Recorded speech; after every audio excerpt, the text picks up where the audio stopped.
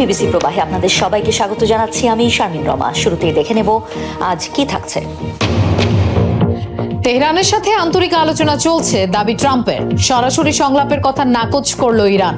কূটনীতি ব্যর্থ হলে সামরিক পদক্ষেপের হুঁশিয়ারি ওয়াশিংটনের। শিক্ষার্থীদের বিরুদ্ধে কোনো আইনি পদক্ষেপ নেবে না সরকার, ককরোচ পার্টির নেতৃবৃন্দকে মোদি প্রশাসনের অঙ্গীকার। আন্দোলন নিয়ে কঙ্গনার মন্তব্যে প্রতিবাদের ঝড়। দক্ষিণ এশিয়ায় আবারও ভয়ঙ্কর রূপ নিয়েছে বন্যা। পাকিস্তানে প্রাণহানি 100 ছাড়িয়েছে। চলতি মৌসুমে আসাম ও মেঘালয়ে অন্তত 80 জনের মৃত্যু। যুদ্ধবিরতি আলোচনা নিয়ে উল্টো কথা বলছে যুক্তরাষ্ট্র ও ইরান। মার্কিন প্রেসিডেন্ট ডোনাল্ড ট্রাম্পের দাবি, ইরানের সাথে আন্তরিক সংলাপ চলছে, চুক্তির অনুরোধ জানিয়েছে তেহরান। ট্রাম্পের কথা উড়িয়ে দিয়ে তেহরানের দাবি, মধ্যস্থতাকারীদের মাধ্যমে বার্তা আদান প্রদান হলেও সরাসরি কোনো আলোচনা চলছে না দুপক্ষের মধ্যে। যুক্তরাষ্ট্র যুদ্ধক্ষেত্র থেকে পালানোর পথ খুঁজছে, এমন মন্তব্য করেছেন ইরানের পররাষ্ট্র মন্ত্রণালয়ের মুখপাত্র ইসমাইল বাঘেই। গেল 2-3 দিনে ডোনাল্ড ট্রাম্পের নির্দেশে ইরানে অভিযান স্থগিতের বিষয়ে নানা ব্যাখ্যা দিয়েছে যুক্তরাষ্ট্র। এবার প্রেসিডেন্ট ডোনাল্ড ট্রাম্পের দাবি, মার্কিন হামলায় নেতৃত্ব ও সামরিক সক্ষমতা ধ্বংসের কারণে দুর্বল হয়ে এখন তাদের সাথে আলোচনায় বসতে চায় ইরান। তবে দীর্ঘমেয়াদী আলাপের জন্য প্রস্তুত নয় ওয়াশিংটন। কূটনৈতিক তৎপরতা ভেস্তে গেলে আবার সামরিক অভিযানের হুঁশিয়ারিও দিয়েছেন ট্রাম্প। আমরা তাদের নৌ ও বিমান বাহিনীকে ধ্বংস করেছি, নেতৃত্বকে ধ্বংস করেছি, আকাশ প্রতিরক্ষা ব্যবস্থা, ড্রোন ও মিসাইল তৈরির সক্ষমতাও ধ্বংস করেছি। এখন তারা আমাদের সাথে চুক্তির কথা বলছে, কিন্তু যদি চাপ না দিতাম কোনো আলোচনা হতো না। কিভাবে তাদের আচরণ বদলেছে দেখছি। এই মুহূর্তে খুব আন্তরিক আলোচনা চলছে।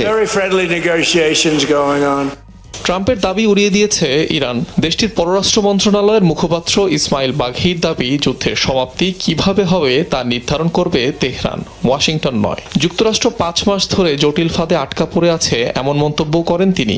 যতদিন প্রয়োজন প্রতিরোধ চালিয়ে যাওয়ার কথাও বলেন। কোনো চুক্তি একতরফা কার্যকর হয় না, তাই ইরানও এর অঙ্গীকার পূরণ বন্ধ রেখেছে। যদি সময় ঠিকঠাক হয় তখন ভাববো কি করব। একটি বিষয় নিশ্চিত, ইরান কখনোই জাতীয় স্বার্থ ও মৌলিক নিরাপত্তা ইস্যুতে আপোষ করবে না। শুরুতে তারা ভেবেছিল সহজেই ধ্বংস করে দেবে ইরানকে, আত্মসমর্পণ করাবে। 5 মাস পর বুঝতে পারছে নিজেদেরই তৈরি ফাঁদে পড়েছেন তারা। টানা 4 দিন ধরে শান্ত মধ্যপ্রাচ্য। যুক্তরাষ্ট্র ইরান হামলা পাল্টা হামলা বন্ধ থাকলেও আছে চাপা উত্তেজনা। অচলাবস্থা বিদ্যমান হরমুজ প্রণালী ও বাব এল মানদেব ঘিরে। ভারতের আন্দোলনকারী শিক্ষার্থীদের বিরুদ্ধে সব মামলা তুলে নিতে সিজেপির 24 ঘন্টার আলটিমেটামের জেরে মধ্যরাত পর্যন্ত তাদের সাথে বৈঠক করেছে কেন্দ্রীয় সরকার। দাবি মেনে লিখিত বিজ্ঞপ্তি জারি করেছে আসাম ও বিহার সরকার। কেন্দ্রীয় সরকারের তরফ থেকেও মিলেছে একই পদক্ষেপের প্রতিশ্রুতি। অন্যদিকে এনডিটিভি দাবি করেছে, সাবেক শিক্ষামন্ত্রীর দফতর পরিবর্তন করতে চেয়েছিল মোদি প্রশাসন, কিন্তু তার পদত্যাগের দাবিতে অনড় থাকে ককরোচ জনতা পার্টির নেতারা।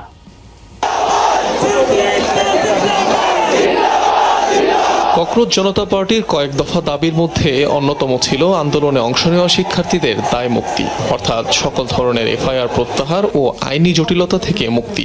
কিন্তু কর্মসূচি প্রত্যাহারের 2 দিন পার হলেও এই বিষয়ে সরকারের তরফ থেকে কোনো নিশ্চয়তা পায়নি সিজেপি। পরে কেন্দ্রীয় সরকারের বিরুদ্ধে 24 ঘন্টার আলটিমেটাম ঘোষণা করে তারা। সোমবার রাতেই ককরোচ জনতা পার্টির সঙ্গে দীর্ঘ বৈঠকে বসে সরকারের প্রতিনিধিরা। সেখানে আইনি জটিলতা থেকে মুক্তির আশ্বাস মেলে। রাত 1টায় ব্রিফ করেন মুখপাত্ররা। সরকারের প্রতিনিধিদের সাথে 2 থেকে 3 ঘন্টা ধরে বৈঠক হয়েছে। তারা বিহার ও আসাম সরকারের জারি করা সেই বিজ্ঞপ্তিগুলোর প্রতিলিপি আমাদের দেন, যেখানে এফআইআর প্রত্যাহার, কোনো আইনি পদক্ষেপ না নেয়া এবং আটক ও গ্রেফতারকৃত সকলকে মুক্তির নিশ্চয়তা দেয়া হয়েছে। কোনো আন্দোলনকারী একা নয়, আমরা সবাই ঐক্যবদ্ধ।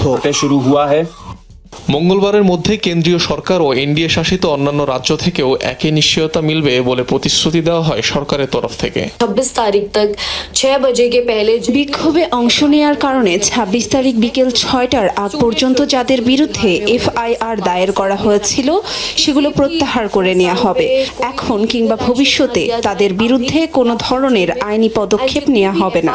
उनको विड्रॉ करा जाए। এদিকে ধর্মেন্দ্র প্রধানকে শিক্ষামন্ত্রীর পদ থেকে অপসারণ সম্প্রসারণে যখন তুমুল বিক্ষোভ চলছিল দিল্লিতে, তখন ছাত্র জনতাকে বিকল্প প্রস্তাব দিয়েছিল কেন্দ্রীয় সরকার। এনডিটিভির এক প্রতিবেদনে দাবি করা হয়, শিক্ষা মন্ত্রণালয় থেকে সরিয়ে ধর্মেন্দ্র প্রধানকে অন্য কোনো দফতরের দায়িত্ব দিতে রাজি ছিল মোদী সরকার, কিন্তু পদত্যাগ ছাড়া অন্য কোনো সমাধানে নারাজ ছিল ককরোচ জনতা পার্টি। পশ্চিমবঙ্গের সাম্প্রতিক ছাত্র বিক্ষোভে সাংবাদিক নিগ্রহের ঘটনার প্রতিবাদে বিক্ষোভ হয়েছে কলকাতায়। এতে অংশ নেন কলকাতা প্রেস ক্লাব ও ইন্দো বাংলা প্রেস ক্লাব সহ রাজ্যের 46টি প্রেস ক্লাবের সদস্যরা। সোমবার বিকেলে কলকাতা প্রেস ক্লাবের সামনে থেকে শুরু হয় মিছিল। যোগ দেন প্রিন্ট এবং ইলেকট্রনিক মিডিয়ার বহু সংবাদকর্মী। প্রতিবাদ মিছিলটি ধর্মতলা ডোরিনা ক্রসিংয়ে অবস্থান নেয়। সেখানে সাংবাদিকদের নিগ্রহ বন্ধ এবং নিরাপত্তা জোরদারের দাবিতে বিভিন্ন স্লোগান দেন বিক্ষোভকারীরা। একই দিন সাংবাদিকদের সঙ্গে সংহতি জানিয়ে ও দেশবিরোধীদের ষড়যন্ত্র নস্যাৎ করার দাবি নিয়ে তিরঙ্গা মিছিল করে পশ্চিমবঙ্গ বিজেপির নেতাকর্মীরা।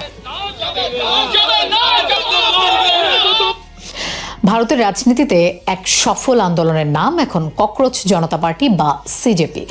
আরশোলাকে প্রতীক বানিয়ে শুরু হওয়া এই ব্যঙ্গাত্মক আন্দোলন খুব অল্প সময়ই রূপ নিয়েছে সরকার বিরোধী তরুণদের শক্তিশালী প্ল্যাটফর্মে। তাদের 5 সপ্তাহের আন্দোলনের মুখে পদত্যাগ করেছেন দেশটির শিক্ষামন্ত্রী, যা মোদী সরকারের জন্য বিরল ঘটনা। সামাজিক যোগাযোগ মাধ্যমে জনপ্রিয় হওয়া এই আন্দোলনকে অনেক বিশ্লেষক ভারতের রাজনীতিতে নতুন এক মোড় হিসেবে দেখছেন। আরশোলা নিতান্তই নিরীহ এক পোকার দাপটেই যেন নড়ে গেছে নরেন্দ্র মোদীর প্রশাসন। শুরুটা হয়েছিল ভারতের কর্মহীন তরুণদের আরশোলার সাথে তুলনা করে সুপ্রিম কোর্টের প্রধান বিচারপতির এক মন্তব্যকে ঘিরে। একদিকে বাড়তে থাকা বেকারত্ব, অন্যদিকে শিক্ষাক্ষেত্রের চরম অস্থিতিশীলতা, প্রশ্নপত্র ফাঁস, পড়াশোনার ব্যাপক চাপে পিষ্ট তরুণদের মানসিক বিপর্যয়। প্রশাসনের দায় এড়ানো সব মিলিয়ে ভারতে ধীরে ধীরে ছড়িয়ে পড়তে থাকা ক্ষোভের আগুনে ঘি ঢালে ককরোচ জনতা পার্টি। এই আন্দোলন বিদ্রোহের একটি বড় নজির তৈরি করে ফেললো। একসময় মোদী প্রশাসনে বলতো যে তাদের সরকারের আমলে কোনো মন্ত্রী পদত্যাগ করে না, কিন্তু দেখা গেল তারও পদত্যাগ করতে বাধ্য হয়েছে। বোস্টন ইউনিভার্সিটির শিক্ষার্থী অভিজিৎ দীপকের নেতৃত্বে 5 সপ্তাহের আন্দোলনের মুখে পদত্যাগ করেছেন ভারতের শিক্ষামন্ত্রী। সিজেপির 30 বছরের কম বয়সী সদস্যদের সংখ্যা বর্তমানে ছাড়িয়ে গেছে লাখের ঘর। ভারতের অর্থনীতি ও শিক্ষা ব্যবস্থার গভীরে লুকিয়ে থাকা দুর্নীতি ও কাঠামোগত সমস্যাগুলো সরাসরি চ্যালেঞ্জ করে বসেছে এই ব্যঙ্গাত্মক রাজনৈতিক দলটি। র‍্যাপ গান, ব্যঙ্গাত্মক প্ল্যাকার্ড, গ্রাফিটি এবং ইনস্টাগ্রাম ইনফ্লুয়েন্সে সফল হওয়া এই বিদ্রোহ কোণঠাসা করে ফেলেছে সোশ্যাল প্ল্যাটফর্ম ব্যবহার করে ক্ষমতায় আসা নরেন্দ্র মোদীর একক আধিপত্য, যাকে ভারতের রাজনীতিতে নতুন মোড় হিসেবেই দেখছেন বিশ্লেষকরা। অবশ্য বিরল এই সুযোগের ফায়দা নেওয়ার চেষ্টা করছে বেশ কিছু বিরোধী দলও। নির্বাচনে মোদী মূলত সোশ্যাল মিডিয়ার জোরেই জিতেছিলেন। ডিজিটাল মাধ্যমগুলো ব্যবহারের ক্ষেত্রে তিনি প্রথম সারির পথপ্রদর্শক। আন্দোলনকারীদের স্লোগান, নাচ গান, চমৎকার রসবোধ দেখে প্রতিপক্ষ বিভ্রান্ত হয়ে গেছে। পুরো ব্যাপারটি ভারতের রাজনীতিতে একটি ঐতিহাসিক মোড়। মোদী সরকারের কর্তৃত্বকে চ্যালেঞ্জ করা হয়েছে। মোদী পরবর্তী যুগ প্রায় বাস্তব রূপের সূচনা হয়ে গেছে। যদিও এখনো রাজনৈতিক দল হিসেবে আত্মপ্রকাশ না করার ইঙ্গিত দিয়েছে ককরোচ জনতা পার্টি, তবুও আগামী নির্বাচনী লড়াইয়ে তরুণদের এই অসন্তোষের ঝড়ে বড় এক ধাক্কা লাগতে পারে মোদী সরকারের। তরুণদের বিক্ষোভ এবং প্রতিবাদ নিয়ে বানানো ভিডিও দেখলে ঘেন্নায় নাকি রীতিমতো বমি পায় কঙ্গনা রানাওয়াতের। এমন বিরূপ মন্তব্য করে জেনজিদের ব্যাপক রোষানলে পড়েছেন এই বলিউড অভিনেত্রী এবং বিজেপি এমপি। বিক্ষোভকারীদের চেহারা ও আচরণকে তেলাপোকার সাথেও তুলনা করেন তিনি। কঙ্গনার এমন মন্তব্যকে ক্ষমার অযোগ্য আখ্যা দিয়ে প্রতিবাদ জানিয়েছেন ভারতের সাহিত্যিক, সেলিব্রিটি এবং রাজনীতিকরা। জেনজিদের প্রতিবাদের ভাষা দেখে নাকি ঘেন্নায় বমি পায়। ইনস্টাগ্রাম স্টোরিতে এমন মন্তব্য দিয়ে যেন এক বোমা ছুড়েছেন বলিউড অভিনেত্রী কঙ্গনা রানাওয়াত। পড়েছেন ব্যাপক রোষানলের মুখে। সোমবার নিজের ইনস্টাগ্রাম অ্যাকাউন্টের স্টোরিতে বড়সড় এক লেখা পোস্ট করেন কঙ্গনা। ভারতের শিক্ষা ব্যবস্থা সংস্কারের দাবিতে ককরোচ পার্টির ডাকে এক হওয়া জেনজিদের বিক্ষোভ নিয়ে বাঁকা মন্তব্য ও কটূক্তি করেন তিনি। প্রশ্ন তোলেন আন্দোলনকারীদের পরিবার পরিচয় নিয়ে। বলেন, বিক্ষোভে অংশগ্রহণকারীদের চেহারা ও আচরণ ঠিক তেলাপোকার মতো, দূষিত কীটের মতোই কেবল আবর্জনা ছড়াচ্ছে তারা। শেষ লাইনে লেখেন, আন্দোলন বিক্ষোভ নিয়ে বানানো রিলগুলো দেখতে দেখতে নাকি মানসিকভাবে বিপর্যস্ত হয়ে পড়েছেন তিনি। নিরাময়ের জন্য ডিজিটাল ডিটক্স প্রয়োজন তার। একটি স্টোরি পোস্ট করে ক্ষান্ত হননি বিজেপির সাংসদ ও অভিনেত্রী। আরেক স্টোরিতে বিক্ষোভে অংশ নেওয়া নারীদের প্রজন্মগতভাবে নোংরা নর্দমা বলেও কটাক্ষ করেন তিনি। বলেন এই নারীরা এত কুৎসিত আর দুর্নীতিগ্রস্ত যে তাদের গৃহিণী হওয়ারও যোগ্যতা নেই। এছাড়াও আন্দোলনরত নারী শিক্ষার্থীরা মাদক সেবন ও বেকার হয়ে বাবা মার টাকায় গর্ব করে, এমন অভিযোগও করেন কঙ্গনা। স্টোরি পোস্টের পরই নিন্দার ঝড় ওঠে ভারতের সামাজিক মাধ্যমে। বেপরোয়া শব্দচয়ন ও অমার্জিত আচরণের দায়ে রীতিমতো তুলোধুনো করা হয় কঙ্গনাকে। তাকে এক হাত নিতেও ছাড়ছে না ভারতের খ্যাতনামা সাহিত্যিক থেকে শুরু করে পার্লামেন্ট সদস্যরাও। রাজনীতির মাঠে কঙ্গনা রানাওয়াতকে কেউ সিরিয়াসলি নেয় না। শুরু থেকেই উনি সবার হাসির পাত্র। এই ধরনের মন্তব্য যারা করে তাদের কথাকে গুরুত্ব দেওয়ার কিছু নেই। তার এমন মন্তব্য আমলেই আনা উচিত নয়। তিনি সবসময় আজগুবি কথা বলতে থাকেন। দেশের শিক্ষার্থীদের দেখে তার ঘেন্না পায়। এমন মন্তব্য যে করতে পারে তার মানসিক অবস্থা সম্পর্কে সবার ধারণা থাকা উচিত বলে আমি মনে করি। কঙ্গনা রানাওয়াত নিজে কতদূর পড়াশোনা করেছেন, কোনো কিছু সম্পর্কে আদৌ তার ধারণা আছে? প্রথমে তাকে নিজের ডিগ্রি দেখাতে বলুন, এরপর শিক্ষার্থীদের জ্ঞান দিতে বলুন। কটূক্তি ও বেফাঁস মন্তব্যের পর কঙ্গনা আরও দাবি করেন বিক্ষোভের সময় যন্তর মন্তরে প্রায় 60 মেট্রিক টন আবর্জনা ফেলে গেছে আন্দোলনকারীরা। গেল 4 মাসে দ্বিতীয়বারের মতো গোলাগুলির ঘটনা হয়েছে কানাডার টরন্টোর মার্কিন কনসুলেটের সামনে। সোমবার ডাউনটাউন টরন্টোয় থাকা যুক্তরাষ্ট্রের কনসুলেট অফিসের সামনে গুলির আওয়াজ পায় নিরাপত্তা বাহিনী। বিবৃতিতে পুলিশ জানায় গুলির শব্দ শোনা যাওয়ার পর নম্বর প্লেটহীন একটি সাদা সেডান গাড়িকে ঘটনাস্থল থেকে দ্রুত পালিয়ে যেতে দেখা যায়। এরপর ওই জায়গায় থেকে বুলেটের খোসা উদ্ধার করে নিরাপত্তা বাহিনী। পুরো এলাকাটিকে নিরাপত্তার চাদরে ঢেকে ফেলা হয়। তবে কোনো হতাহতের খবর পাওয়া যায়নি। এর আগে একই ভবনে একাধিক গোলাগুলির ঘটনা ঘটেছে। মেক্সিকোয় প্রেসিডেন্টের প্রাসাদের পাশে গোলাগুলির ঘটনা ঘটেছে। এতে এখন পর্যন্ত একজনের মৃত্যুর খবর পাওয়া গেছে, গুলিবিদ্ধ আরও 2 জন। নিহত ব্যক্তির বয়স 42। সোমবার দেশটির প্রেসিডেন্ট প্রাসাদ ও জোকালো পাবলিক স্কোয়ারের পাশে এই ঘটনা ঘটে। সন্দেহভাজন হামলাকারীরা গুলি করার পরপরই মোটরসাইকেলে করে পালিয়ে যায় বলে ধারণা পুলিশের। তদন্ত শুরু করেছে প্রশাসন, তবে ঠিক কী উদ্দেশ্যে হামলা করা হয়েছে তা এখনও অজানা। মেক্সিকোয় মাদক চক্রের নিয়ন্ত্রণে থাকা এলাকাগুলোয় এমন গোলাগুলি ও হতাহতের ঘটনা খুবই সাধারণ। দক্ষিণ এশিয়ায় আবারও ভয়ঙ্কর রূপ নিয়েছে মৌসুমী বন্যা। পাকিস্তান ও ভারতের বিস্তীর্ণ অঞ্চল পানির নিচে তলিয়ে গেছে। গত 24 ঘন্টায় নতুন করে প্রাণহানি হয়েছে 2 দেশেই। এর মধ্যে পাকিস্তানে প্রাণহানি 100 ছাড়িয়েছে। অন্যদিকে ভারতের আসাম ও মেঘালয়ে চলতি বন্যায় মৃত্যু হয়েছে অন্তত 80 জনের। উদ্ধারকর্মীরা সময়ের সঙ্গে পাল্লা দিয়ে কাজ করলেও বিচ্ছিন্ন হয়ে পড়েছে অসংখ্য গ্রাম। বন্যায় পাকিস্তানের সবচেয়ে ভয়াবহ পরিস্থিতি দেখা দিয়েছে পাঞ্জাব প্রদেশে। মুরিদকে শেখুপুরা, নারল এবং কয়েকটি নিম্নাঞ্চল ব্যাপকভাবে প্লাবিত। টানা 4 দিনের ভারী বৃষ্টিতে একাকার হয়ে গেছে মাঠঘাট। কোথাও কোথাও নৌকাই এখন একমাত্র যাতায়াতের মাধ্যম। দেশটির জাতীয় দুর্যোগ ব্যবস্থাপনা কর্তৃপক্ষ জানিয়েছে গেল 24 ঘন্টায় আরো অন্তত 10 জনের মৃত্যু হয়েছে। এর ফলে চলতি মৌসুমে পাকিস্তানে বৃষ্টি ও বন্যাজনিত মোট প্রাণহানি 100 ঘর ছাড়ালো। নিহতদের বেশিরভাগই দেয়াল ও ঘর ধসে মারা গেছেন। अब यहाँ पर मसला हमें यह आ रहा है कि স্থানীয় প্রশাসন কিংবা সরকার থেকে আমরা কোনো সহায়তা পাইনি। আটকে পড়াদের উদ্ধারে কোনো ব্যবস্থা নেওয়া হয়নি। এদিকে ভারতীয় পরিস্থিতি উদ্বেগজনক। সবচেয়ে বেশি ক্ষতিগ্রস্ত উত্তর পূর্বাঞ্চলের আসাম। ব্রহ্মপুত্র এবং এর নদীগুলোর পানি উপচে পড়ায় শত শত গ্রাম এখনো পানিবন্দী। বিভিন্ন এলাকায় সড়ক যোগাযোগ বিচ্ছিন্ন হয়ে পড়েছে। বহু মানুষ আশ্রয় কেন্দ্রে অবস্থান করছেন।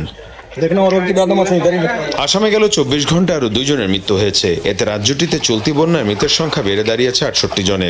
ক্ষতিগ্রস্ত মানুষের সংখ্যা 5 লাখ। যদিও কিছু এলাকার পানি কমতে শুরু করেছে, তবু অনেক অঞ্চল এখনো ঝুঁকির মধ্যে। এদিকে হিমাচল প্রদেশও টানা বৃষ্টিতে ভূমিধস ও আকস্মিক বন্যা অব্যাহত রয়েছে। চলতি মৌসুমে সেখানে অন্তত 15 জনের মৃত্যু হয়েছে। আবহাওয়াবিদরা বলছেন হিমালয় অঞ্চল জুড়ে অস্বাভাবিক ভারী বর্ষণ এবং জলবায়ু পরিবর্তনের প্রভাবে দক্ষিণ এশিয়ায় আকস্মিক বন্যার ঝুঁকি বাড়ছে। আগামী কয়েকদিন ভারী বৃষ্টি অব্যাহত থাকলে পাকিস্তান ও ভারতের আরো নতুন এলাকা প্লাবিত হতে পারে। 7.1 মাত্রার শক্তিশালী ভূমিকম্পে কেঁপে উঠল জাপান। দেশটির দক্ষিণের কুমামোতো প্রিফেকচারে বিদ্যুৎ বিচ্ছিন্ন অবস্থায় রয়েছে প্রায় 40,000 বাড়িঘর। মঙ্গলবার কিউই দ্বীপের বেশ কয়েকটি এলাকায় আঘাত হানে ভূমিকম্প। জরুরি আফটার শক সতর্কতা জারি করা হয় কুমামোতো, নাগাসাকি, কাগোশিমা, ফুকুওয়াকা, সাগা, ওইতা এবং মিয়াজাকি প্রিফেকচারে। ভূমিকম্পের ধাক্কায় ভেঙে পড়ে গুরুত্বপূর্ণ সেতু। উদ্ধার কাজে সহায়তায় জরুরি টাস্কফোর্স গঠনের ঘোষণা দিয়েছে দেশটির মন্ত্রিপরিষদ সচিব। ভূমিকম্পের পর প্রায় 1 মিটার উচ্চতায় উঠে যায় সমুদ্রের পানি, যার জেরে জারি করা হয় সুনামি সতর্কতাও। দুর্যোগপূর্ণ পরিস্থিতির জন্য বন্ধ করা হয়েছে রেল সেবা, বাতিল হয়েছে বেশ কয়েকটি ফ্লাইটও। ফ্রান্সে এখনো অনিয়ন্ত্রিতভাবে চলছে দাবানল। দেশের ইতিহাসের অন্যতম ভয়াবহ দুর্যোগের সাথে লড়ছে স্পেনও। ফ্রান্সে নতুন নতুন এলাকায় ছড়িয়েছে আগুন। দক্ষিণ পশ্চিমাঞ্চলে জারি করা হয়েছে ইয়েলো অ্যালার্ট। নিরাপদে সরিয়ে নেওয়া হয়েছে 2,20,000-এর বেশি মানুষকে। দ্বিতীয় বিশ্বযুদ্ধের পর সবচেয়ে বড় বিপর্যয় এবারের দাবানল, এমন মন্তব্য করেছেন ফরাসি প্রেসিডেন্ট ইমানুয়েল ম্যাক্রন। এখন পর্যন্ত রেকর্ড 1,16,000 হেক্টরেরও বেশি এলাকা পুড়েছে দেশটির দক্ষিণে। তীব্র হয়েছে পানির সংকট। স্পেনেও বিশেষ উন্নতি হয়নি দাবানল পরিস্থিতির। বাস্তুচ্যুত লাখের বেশি বাসিন্দা। আগুন নিয়ন্ত্রণে 2 দেশেই তৎপর জরুরি বিভাগ, হেলিকপ্টার দিয়ে ছিটানো হচ্ছে রাসায়নিক নির্বাপক। ফ্রান্সে দাবানলের সাথে লড়াইকারী ফায়ার ফাইটারদের কিছুটা স্বস্তি দিতে এগিয়ে এসেছে সাধারণ মানুষ। কর্মীদের বিশ্রামের ব্যবস্থা, পুষ্টিকর খাবার রান্না সহ গ্রহণ করেছে নানা উদ্যোগ। জীবন বাজি রেখে ভয়াবহ আগুন নেভানোর চ্যালেঞ্জ নেওয়া মানুষগুলোর প্রতি এভাবেই কৃতজ্ঞতা জানাতে চান ফরাসিরা। নানা পদের খাবারের প্রস্তুতি দেখে মনে হতে পারে চলছে কোনো পিকনিকের আয়োজন, কিন্তু না, এসব করা হচ্ছে ফায়ার ফাইটারদের জন্য। ফ্রান্সের দক্ষিণ পশ্চিমাঞ্চলে আগুনের লেলিহান শিখা দাপিয়ে বেড়াচ্ছে একের পর এক এলাকা। আগুনে পুড়ে গেছে প্রায় 42,000 হেক্টর এলাকা। সেখান থেকে নিরাপদ স্থানে সরিয়ে নেওয়া হয়েছে 2,20,000 বাসিন্দাকে। নিয়ন্ত্রণহীনভাবে ছড়িয়ে পড়া আগুন নাগালে আনতে কাজ করে যাচ্ছে হাজার হাজার ফায়ার ফাইটার। দিনের পর দিন ভয়াবহ দাবানলের সাথে লড়ে মানসিক ও শারীরিকভাবে বিপর্যস্ত হয়ে পড়ছে তারা। এই যোদ্ধাদের সাময়িক স্বস্তি ও কৃতজ্ঞতা জানাতেই খাবার, বিশ্রাম ও প্রাথমিক চিকিৎসার ব্যবস্থা করেছে সাধারণ মানুষ ও স্বেচ্ছাসেবকেরা। সাথে রয়েছে মাসাজের ব্যবস্থা। এই আন্তরিক সহায়তায় গভীর কৃতজ্ঞতা প্রকাশ করেছেন ফায়ার ফাইটাররা। অনেক তরুণ ফায়ার সার্ভিস কর্মী রয়েছেন যারা জীবনে প্রথম এত বড় আগুন দেখছে। অনেকে সারাদিন না খেয়ে আগুনের সাথে লড়াই করে যাচ্ছেন। তারা ক্লান্ত আর আতঙ্কিত, তাই আমরা তাদের জন্য খাবারের ব্যবস্থা করছি। কিছুটা স্বস্তি দিতে নানা রকমের চেষ্টা করছি, সেই সাথে ভয়াবহ অভিজ্ঞতার গল্প শুনছি। ভয়াবহ এই দাবানল কেড়ে নিয়েছে 2 তরুণ ফায়ার ফাইটারের জীবন, আর আহত 90-এরও বেশি। আগুনের বিরুদ্ধে এই যুদ্ধ সহজেই থামছে না। আবহাওয়া কোনোভাবেই আমাদের পক্ষে নেই। সামনে আরো তীব্র তাপদাহের পূর্বাভাস রয়েছে। তার মানে যে কোনো সময় আগুন আবারও ভয়াবহ রূপ নেবে। প্রতিদিনই দেশের নানা অঞ্চল থেকে এখানে যুক্ত হচ্ছেন ফায়ার সার্ভিসের কর্মীরা। মানুষের জানমাল বাঁচাতে নিজের জীবন বাজি রেখে লড়ে যাচ্ছেন ভয়াবহ আগুনের বিরুদ্ধে। তাদের এই বীরত্ব ছড়িয়ে পড়েছে পুরো ইউরোপ জুড়ে।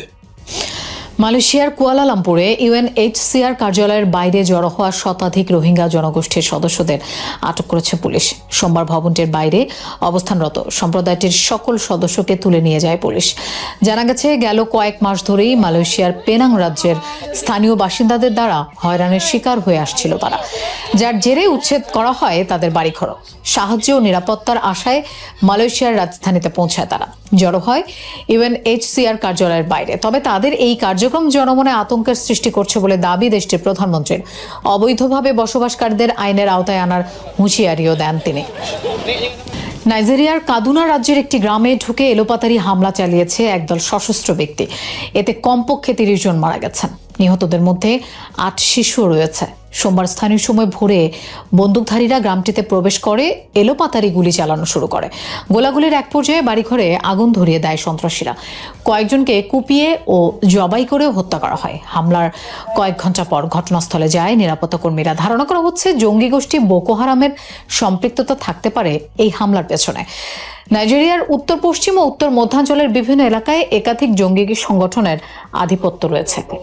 হাজার হাজার মামলা নিষ্পত্তির জন্য $550 কোটি সমঝোতা করেছে ওষুধ ও প্রসাধনী প্রস্তুতকারক বহুজাতিক প্রতিষ্ঠান জনসন অ্যান্ড জনসন। মূলত টেলকম বেবি পাউডার থেকে ক্যান্সার ছড়ানোর অভিযোগে বিভিন্ন মার্কিন আদালতে দায়ের হয়েছিল এসব মামলা। সোমবার এক বিবৃতিতে তারা জানায়, যুক্তরাষ্ট্রের ফেডারেল ও রাজ্য আদালতে চলমান প্রায় 69,000 মামলা সমঝোতার আওতায় পড়বে। টেলকম পাউডারে ব্যবহৃত টেলকে ক্যান্সারের উপাদান থাকতে পারে এমন আশঙ্কায় উদ্বেগ ছড়িয়ে পড়েছিল, যার জেরে অনেকে মামলা করেন আদালতে। তবে এর কোনো বৈজ্ঞানিক ভিত্তি নেই দাবি করে অভিযোগ প্রত্যাখ্যান করে জনসন অ্যান্ড জনসন। ভেনেজুয়েলায় ভূমিকম্পের 29 দিন পার হয়ে যাওয়ার পর ধ্বংসস্তূপ থেকে অলৌকিকভাবে জীবিত উদ্ধার করা হয়েছে একটি কুকুরকে। ভয়াবহ এই দুর্যোগের ধাক্কায় বিপর্যস্ত দেশটিতে এখনও চলমান উদ্ধার কাজ। অভিযান চলাকালে কারাকাসের একটি ভবনের ধ্বংসস্তূপের নিচে পাওয়া যায় কুকুরটিকে। প্রথমে কেবল ছোট্ট একটি নাক চোখে পড়ে জরুরি বাহিনীর সদস্যদের। এরপর জঞ্জালের স্তূপ সরিয়ে ভয়ে কুকুরে বসে থাকতে জীর্ণশীর্ণ কুকুরের বাচ্চাটিকে বের করে আনা হয়। উদ্ধারের পরপরই কুকুরটিকে পানি খাওয়ায় উদ্ধারকারী দলের সদস্যরা। দীর্ঘ 1 মাস ধ্বংসস্তূপের নিচে কি খেয়ে কিভাবেই বা বেঁচেছিল ছোট্ট কুকুরছানাটি উদ্ধার করা যায়নি সে রহস্য। মার্কিন প্রেসিডেন্ট ডোনাল্ড ট্রাম্পের দ্বিতীয় মেয়াদের প্রথম 18 মাস শেষ হতো। এই সময় যুক্তরাষ্ট্রের অর্থনীতি একের পর এক ধাক্কা সামলেছে।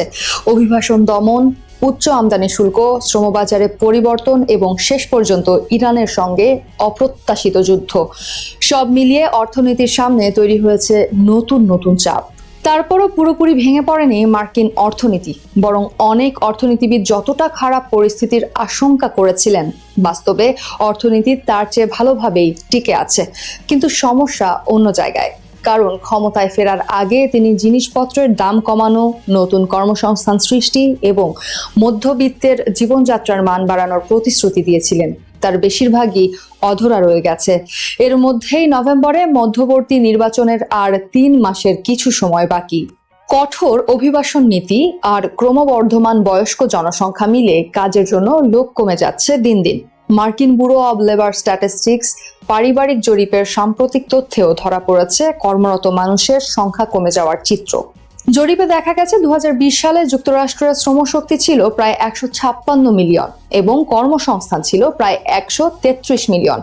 এরপর কয়েক বছরে এই দুটি সংখ্যা বাড়লেও 2024 সালের শেষ দিকে শ্রমশক্তি প্রায় 170 মিলিয়নে এবং কর্মসংস্থান প্রায় 162 মিলিয়নে পৌঁছায়।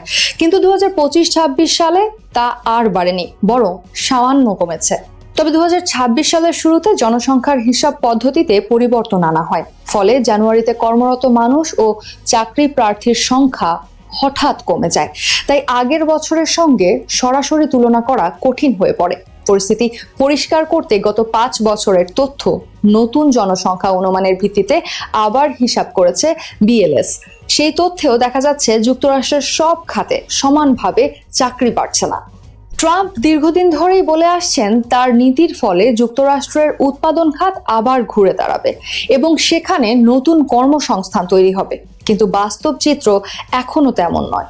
2024 সালের শেষ 3 মাসের গড় কর্মসংস্থানের সঙ্গে 2026 সালের জুনের 3 মাসের গড় তুলনা করলে দেখা যায় নির্মাণ ও খুচরা খাতে সামান্য চাকরি বেড়েছে।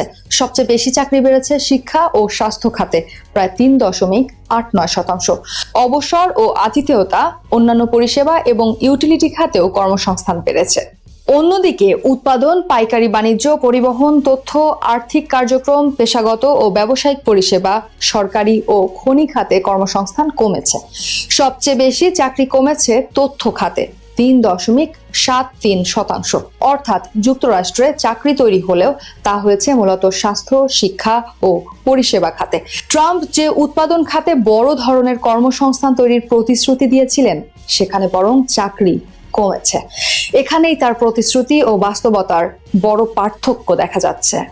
যুক্তরাষ্ট্রে কৃত্রিম বুদ্ধিমত্তা বা AI কে ঘিরে এখন বিপুল বিনিয়োগ হচ্ছে।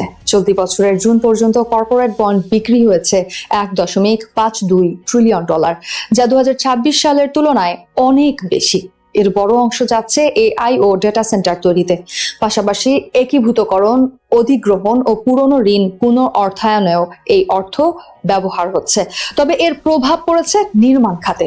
নতুন ডেটা সেন্টার ও অবকাঠামো তৈরির কারণে নির্মাণ খাতে কর্মসংস্থান বেড়েছে, কিন্তু উৎপাদন খাতে সেই সুফল এখনো দেখা যাচ্ছে না। সাবেক প্রেসিডেন্ট জো বাইডেনের প্রশাসনের শেষ সময়ের তুলনায় ট্রাম্পের সময় এই খাতে চাকরি বরং কমেছে। সরকারি চাকরিও কমেছে, যা ট্রাম্প প্রশাসনের অন্যতম লক্ষ্য ছিল। এর পেছনে যুক্তরাষ্ট্রের অর্থনীতির বদলে যাওয়া চাহিদাও বড় কারণ। 34 কোটি 20 লাখ মানুষের এই দেশে জনসংখ্যা ক্রমেই বয়স্ক হচ্ছে।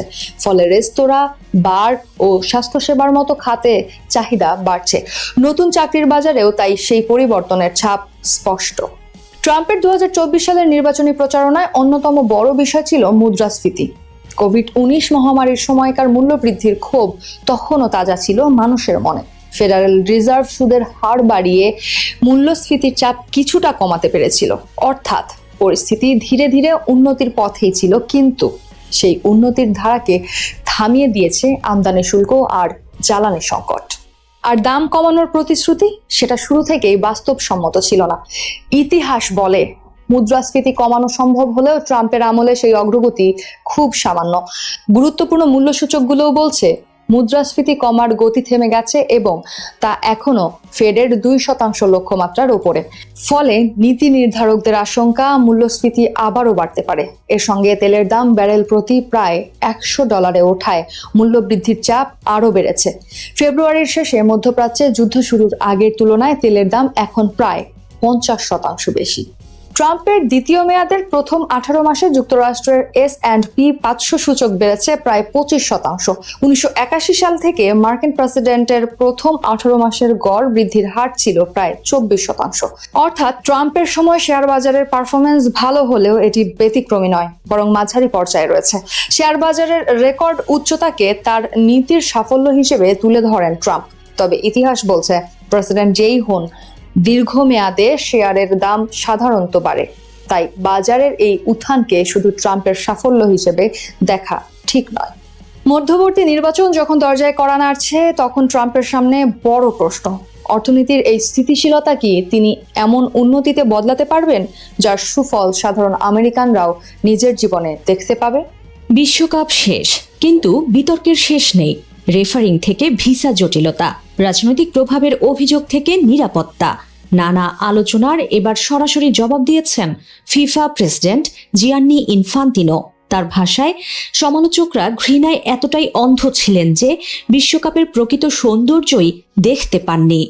27 জুলাই ইনস্টাগ্রামে প্রকাশিত এক খোলা চিঠিতে ইনফান্তিনো লেখেন, সমালোচকরা ঘৃণা ও সমালোচনায় এতটাই ডুবেছিলেন যে বিশ্বকাপের আনন্দ, ঐক্য ও উচ্ছ্বাস দেখতে পাননি। তিনি আরও লেখেন, কলম ও কিবোর্ডের আড়ালে বসে যারা ঘৃণা ও গুজব ছড়িয়েছেন, তারা যখন সমালোচনায় ব্যস্ত ছিলেন, তখন মাঠে থেকে বিশ্বের সবচেয়ে বড় ফুটবল আসর সফল করতেই কাজ করেছে ফিফা। বিশ্বকাপ চলাকালে সবচেয়ে বেশি সমালোচনা হয় যুক্তরাষ্ট্রের কঠোর ভিসা নীতি নিয়ে। বৈধ ভিসা থাকা সত্ত্বেও বিভিন্ন দেশের সমর্থক, কর্মকর্তা, এমনকি সোমালিয়ার বিশ্বকাপ রেফারি ওমর আবুল কাদির আরতানো পারেননি যুক্তরাষ্ট্রে প্রবেশ করতে। মধ্যপ্রাচ্যের যুদ্ধের কারণে ইরান দলকে যুক্তরাষ্ট্রের বদলে মেক্সিকোতে ক্যাম্প করতে হয় এবং প্রতিটি ম্যাচ খেলতে পাড়ি দিতে হয় সীমান্ত। এছাড়া লাল কার্ড দেখার পরও মার্কিন ফরওয়ার্ড ফ্লোরিন বালোগানের নিষেধাজ্ঞা স্থগিত হওয়া এবং এতে প্রেসিডেন্ট ডোনাল্ড ট্রাম্পের প্রভাবের অভিযোগও উস্কে দেয় বিতর্ক। একই সঙ্গে আর্জেন্টিনা মিশর ম্যাচের রেফারিং এবং ফাইনালের পর আর্জেন্টিনা ও স্পেনের খেলোয়াড়দের সংঘর্ষ নিয়ে ওঠে ব্যাপক প্রশ্ন।